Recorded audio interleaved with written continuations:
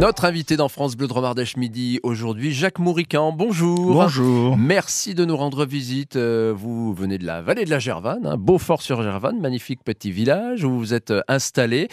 Ancien journaliste, même si j'allais dire journaliste toujours dans l'âme finalement, parce qu'aujourd'hui vous vous attachez à collecter, comme je le disais, la mémoire des villages de toute la vallée de la Drôme, tout ce secteur, donc le Val-de-Drôme, la Gervanne, etc.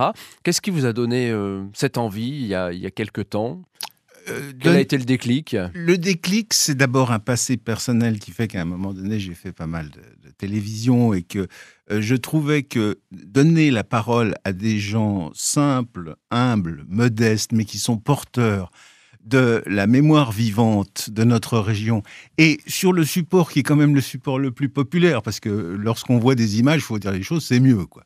D'habitude, lorsqu'on monte des images dans des écrans, disons, officiels, ce sont des personnalités, etc. Les personnes les plus humbles et les plus simples en sont quelquefois un peu privées. Donc moi, j'avais envie de raconter la vie de cette région à travers ceux qui l'ont vécu, particulièrement en ce qui concerne les modes de vie, parce que je ne crois pas qu'on se rende compte d'où on vient. Moi, j'étais absolument sidéré par le niveau de misère, dans un certain nombre de cas, qu'on pouvait rencontrer dans des fermes, dans des villages. Je pense à ces femmes qui, n'ayant pas de machine à laver, parce que la machine à laver, c'est un phénomène récent, si vous voulez, Oui. portaient sur des brouettes un linge dégoulinant d'eau qu'elles étaient allées rincer dans la rivière. On n'a plus du tout l'idée de ça. Et alors évidemment, j'avais envie de rendre ça, voilà. Oui, parce qu'il n'y a pas il y a pas d'image de l'époque, ou si peu. Il y a des photos peut-être, voilà, il y a des choses qu'on peut retrouver, mais de l'image animée, il n'y en a pas. Donc ça passe par la voix, par le récit. Oui, alors si, il faut dire que le fait que nous soyons, toute l'association vidéo Val-de-Drôme, quand même assez bien implantée localement, a fait que un certain nombre de gens nous ont ouvert leurs albums de photos. Et que on a eu accès ainsi à un fonds photographique qui permet d'illustrer toutes ces vies, si vous voulez. Maintenant, vous avez raison aussi, effectivement, on manque cruellement d'images qui aient été tournées, particulièrement dans ce public, de gens qui sont des gens simples, etc. Ben oui, ça manque un peu de TF1, c'est très embêtant, qu'est-ce que vous voulez, faut vivre avec.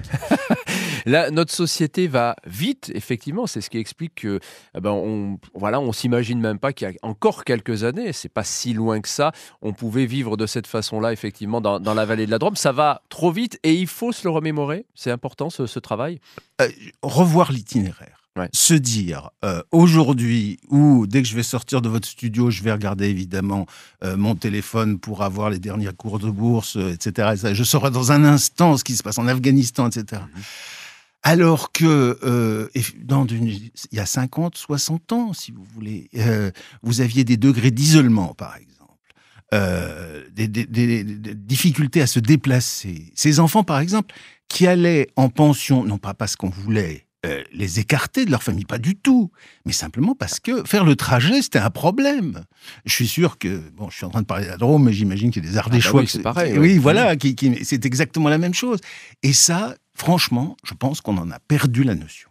Alors aujourd'hui, vous collectez ces récits, ces témoignages, vous en faites des vidéos qui sont mises en ligne. C'est vrai que la vidéo, l'image, c'est aussi formidablement démocratisé. Ça va même très vite, peut-être trop vite aujourd'hui, parce que finalement, vos vidéos, vous les mettez en ligne sur un blog, mais on peut les voir par ailleurs dans plein d'endroits, parce que finalement, on les retrouve sur Facebook, etc. Donc ça va très vite aussi. Ça peut faire peur.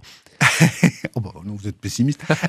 Non, je crois que c'est bien qu'on offre un maximum d'opportunités à des publics divers. D'accéder à cela. Par exemple, sur Facebook, moi je suis membre d'un nombre incalculable de groupes d'historiens, parce que ceci est une composante de l'histoire, si vous voulez. Mais alors les gens abordent l'histoire par des tas de manières. Alors il peut y avoir des gens qui sont uniquement passionnés par l'histoire de la Drôme, mais vous avez des gens qui s'intéressent beaucoup au mode de vie. Donc il faut essayer de repérer l'ensemble des publics qui sont susceptibles de s'intéresser à ça. Et donc, ça permet de faire des liens. Il y a tout un réseau qui s'est créé finalement en quelques mois, parce que votre première vidéo, elle date d'il n'y a pas si longtemps. Novembre, non pas qui vient de passer, mais le novembre précédent. Et Oui, si vous voulez, ce qui fait très plaisir, c'est que y a des gens qui ont découvert notre association, ils ont trouvé le contact, vvdd@orange.fr. Alors, ils ont envoyé des mails, ils nous ont arrangé pour nous téléphoner, etc. Et puis, ils nous ont fait des suggestions. Non, mais écoutez, alors pourquoi nous... Moi, je vais vous raconter une histoire. Par exemple, à Soyans, un jour, nous avons filmé avec nos amis un mauvais jour, le ciel était gris, voilà, c'est pas très très beau, je suis obligé de reconnaître. Alors les gens de Soyans n'ont pas été contents quand même. Bah C'est oui, pas juste, forcément. c'est pas vrai. D'abord, Soyans, il y a du soleil aussi. Alors, gentiment, il y a une association locale très dynamique en ce qui concerne la défense de l'histoire locale qui a dit, écoutez, vous ne devriez pas revenir, puis on va vous raconter des histoires. Et c'est comme ça qu'il y a eu un petit film qui a été fait sur Soyans par beau temps. Mais vous voyez, alors ça, du coup, il se crée un espèce d'échange, et ça, c'est extrêmement sympathique. Comment ça se passe quand on vous donne une idée? Parce que maintenant, effectivement, le bouche à oreille commence à bien fonctionner. Donc, vous avez des gens qui vous contactent, qui vous disent « Ah, mais il faut aller voir monsieur machin parce qu'il a des choses à raconter. » Alors là, comment on fait? Alors d'abord, je dis tout de suite, s'il y a des gens qui sont en train de nous écouter, qui auraient des idées, ils peuvent tout à fait nous Ah oui, appeler. Oui, bien évidemment. sûr. C'est une très bonne idée. Et ces gens simples dont on parlait tout à l'heure, vous savez, le problème, c'est que souvent, on les repère pas, ils sont pas très connus, ils n'ont pas d'attaché de Et puis, ils ne se presse. font pas connaître. Eh ben voilà, c'est ça. Donc on a besoin de le savoir. Alors maintenant, pour répondre à votre question, au tout début, vous savez, on faisait tout seul, je veux dire, avec rien du tout. Et puis, nous avons un ami photographe bien connu dans la région, Gilles Zureff, qui a rejoint notre petite équipe, ce qui fait que maintenant, nous pouvons avoir des prises de vue qui sont meilleures, plus variées. Et puis, alors, on mène un entretien comme vous êtes un tout petit peu en train de le faire, hein, avec la contrainte de l'image, quand même. Parfois, je sais pas, sur certaines personnes, ça peut être difficile, non? Non, les témoignages viennent assez facilement, même avec les caméras? Oui, alors, il faut dire une chose, c'est que maintenant les caméras sont devenues très petites, Oui. et on les voit un petit peu Voilà, moins, c'est c'est un ça. petit peu moins intimidant. Mais cela dit, vous avez quand même raison, oui, il y a des gens qui sont plus à l'aise et des gens qui le sont moins. Et puis alors, il y a ce travail extrêmement important de trouver derrière des archives, et en particulier les archives photos. Alors, notre fonds photographique s'est assez notablement enrichi, et souvent grâce aux albums photos des gens que nous allons interviewer. Quelquefois, nous essayons de retrouver des images animés, bien sûr, qui correspondent à des lieux et à des moments. Et puis a lieu le montage, mais avant la mise en ligne, Yanka Kempfer, qui est ma voisine dans ce studio, au fond, revoit tout ça, parce que vous savez, nous, on a un peu la tête... Vous avez besoin d'un regard un peu extérieur Voilà, aussi, c'est vrai, avant de mettre en ligne. Absolument, oui. Donc c'est Yanka Kempfer qui, elle, est au début du projet, donc qui sait qui vous allez rencontrer et qui se fait un plaisir à la fin de venir jeter un coup d'œil, hein, c'est ça? Oui, tout à fait, oui. Elle a un rôle très technique, hein, Yanka, c'est ça? Oui, pas seulement, mais c'est vrai que c'est un plaisir parce que cette découverte pour moi, qui ne suis pas du Val-de-Drôme, est extraordinaire. Je pense qu'au mètre carré, le nombre de gens intéressants et passionnants au mètre carré ici est particulièrement élevé. Oui, moi j'ai un rôle plutôt formel concrètement, c'est-à-dire qu'effectivement on discute des sujets. Je fais quelques suggestions parce que je suis journaliste de télévision, donc de toute manière, je ne peux pas m'en empêcher. Et puis à la fin, je regarde tout cela avec plus de distance parce qu'il est rare que je participe au tournage de Gilles et de Jacques. Et je peux suggérer aussi des changements, mais ces changements sont purement formels parce que dans le domaine de l'interview, vous l'avez certainement compris, Jacques Mourican est particulièrement doué, donc je n'ai pas de conseils à lui donner. Et il est à l'aise. Vous prenez du plaisir, Jacques, à faire ce type d'entretien là, avec ces anciens Écoutez, je trouve qu'il y a un enjeu majeur à faire ressortir l'humanité des gens. Et il est vrai que dans les métiers que nous faisons, nous avons une propension à interroger des gens qui sont des personnalités et qui ont donc un savoir-faire, parfois un entraînement pour répondre aux questions, qui fait que ces entretiens avec des gens qui, eux, n'ont aucun entraînement, sont très différents. Il faut qu'il y ait vraiment un courant de sympathie qui passe, qu'on puisse blaguer, si vous voulez, qu'on puisse faire passer des choses qui reflètent la vie vraie. Surtout que souvent, les détails importants, ce sont des toutes petites choses. Je parlais de la brouette qui pesait si lourd tout à l'heure lorsqu'on remontait d'avoir été nettoyé le linge. Ça sort pas comme ça, si vous voulez, ça sort pas tout de suite. L'histoire des parachutes du Vercors, par exemple, qui ont été récupérés par des tas de fermiers et fermières et qui en faisaient ensuite des chemises. Bon, spontanément, ça vient pas. Alors qu'il est vrai que le métier de journaliste aujourd'hui fait qu'on rencontre beaucoup de gens qui sont, disons, très entraînés à Oui, ce bien genre de sûr. choses.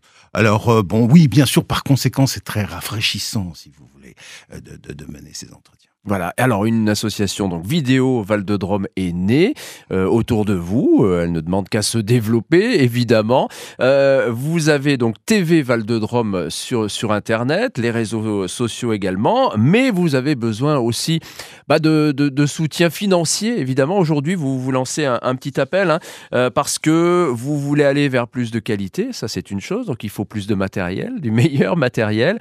Donc, on peut vous retrouver sur Hello Asso, c'est ça ? Hello Asso, et on va dans le lieu où on fait la recherche, on tape mémoire villageoise et paf, on tombe sur nous.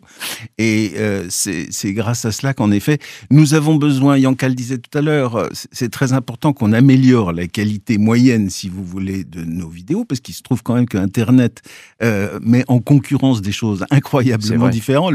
Le petit bricoleur dans son garage et puis les professionnels de France 2 ou etc.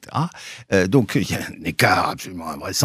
Il faut quand même qu'on tienne notre rang un peu. Et l'œil du téléspectateur est de plus en plus averti. Voilà. Aussi. C'est ça, exactement. Donc il faut qu'on soit capable, sans prétendre à être non plus un lieu de création incroyable, parce que je pense de toute façon que l'humanité des gens dont nous parlons suffit à déjà nous donner une certaine avance, mais il faut quand même qu'on soit assez bon. Oui, alors vous avez Hello Asso, mémoire villageoise. Allez-y, n'hésitez pas. Voilà, pour soutenir Vidéo Val de Drôme. Et puis, important aussi de vous soutenir parce que vous avez finalement d'ores et déjà un fonds documentaire, des photos qu'il faut archiver. Ça, c'est terrible, je vais vous dire.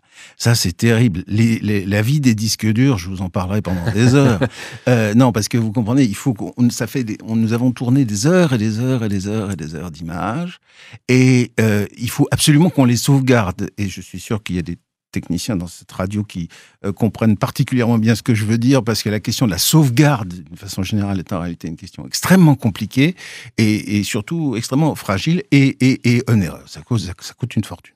Donc cette fortune, il faut qu'on la réunisse. Je fais confiance à vos auditeurs pour nous aider à récolter cette fortune. Exactement. Donc Hello Asso, mémoire villageoise. On tape cela et on peut vous aider. Et puis évidemment, on a vos coordonnées au 04 75 40 10 10 pour tous ceux qui sont intéressés par ce beau projet entre nouvelles technologies et mémoire vivante, donc mémoire du siècle dernier, on peut le dire maintenant, sur Internet. Merci beaucoup, Jacques Mourican. Donc vous pouvez nous appeler pour donner des idées si vous avez des personnages, des gens qu'il faut absolument aller interviewer. Merci Jacques Mourican, à très bientôt et longue vie à TV Val de Drôme. Donc. Merci beaucoup. Merci, bonne journée. Bonne journée.